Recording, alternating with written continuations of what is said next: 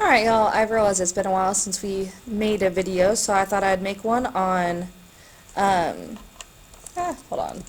Beep. Significant events of the American Revolution, part 1.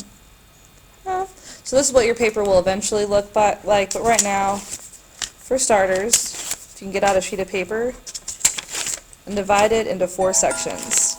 Oh, look at that, I got an email. I'm fancy.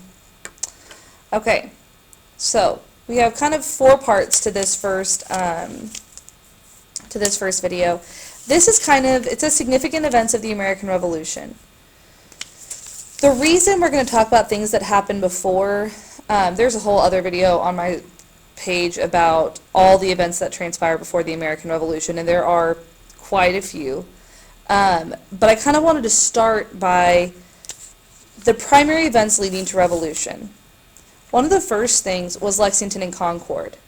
Lexington and Concord, those were the first shots of the American Revolution, known as the shot heard around the world. That was from actually a Ralph Waldo Emerson poem. He called it the shot heard around the world because it inspired revolutions all around the world. Now, there were 2 people who went on a midnight ride. I say 2, there were several, as we talked about in class. But the 2 most significant were probably Paul Revere, who rode along the path of the battles actually, and warned at Lexington and almost stopped halfway to Concord. And Wentworth Cheswell, or as we like to call him, went north Cheswell, because he rode north to New Hampshire to warn that the British were coming. So, that's Lexington and Concord. Now, after Lexington and Concord, and then after Bunker Hill, because then shortly after that, we had the Battle of Bunker Hill. Now, shortly after that, we have the Battle of Bunker Hill. After that, the Second Continental Congress meets and decides we need to start writing the Declaration of Independence. They begin to write the Declaration of Independence. They decide to commission George Washington as the commander of the Continental Army. He was a hero in the French and Indian War. He learned from the British. He's a very upstanding citizen. And they start drafting the Articles of Confederation, otherwise known as the AOCs. Articles of Confed.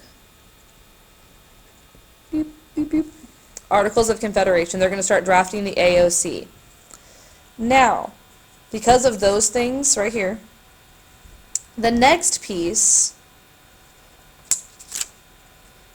I just said that they were drafting the DOI before. Well, in 1776, they finally finish it. It's ratified and signed on July 4th, 1776. Important date here. In Philadelphia, Pennsylvania, in Independence Hall. Now, it was a list of grievances, but also stated a declaration of kind of like natural rights, or as Jefferson will refer to it, unalienable rights. Thomas Jefferson is the primary author. He gets this idea about natural rights and kind of a lot of ideas from his paper from an Enlightenment thinker. Can anyone remember what that Enlightenment thinker is? I'm going to give you a little bit of think time. Think about it. This Enlightenment thinker believed that the government's job was to protect natural rights, which were the rights to life, liberty, and property.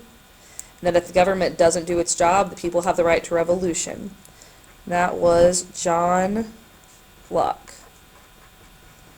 John Locke, he believed in life, liberty, and property. Now, William Blackstone is going to come up with this idea about the pursuit of happiness. William Blackstone comes up with the idea of the pursuit of happiness, and so eventually Jefferson will change unalienable rights to life, liberty, and the pursuit of happiness. Now, life, liberty, and the pursuit of happiness. So after we declare independence, that's pretty much the start of the war. This is what's going to kind of get us into our next video in just a second. Important people to know, Thomas Paine, it was the failure of the Olive Branch Petition, Lexington and Concord, and Thomas Paine's common sense that are really going to sway people into recognizing that, you know what, maybe we do need to go to war. Common Sense by Thomas Paine is written to encourage people who are maybe kind of in the middle, they're neutrals. It's to encourage them to take part in this war. George Washington, highly important, commander of the Continental Army. Marquis de Lafayette. Now, Marquis de Lafayette is such a cool person. He was so inspired by the Declaration of Independence, he gets on a boat, he buys his own boat, stocks it full of supplies, and goes to the colonies to support the cause of revolution. When he goes back to France at the end of the American Revolution, he is going to take part in the French Revolution.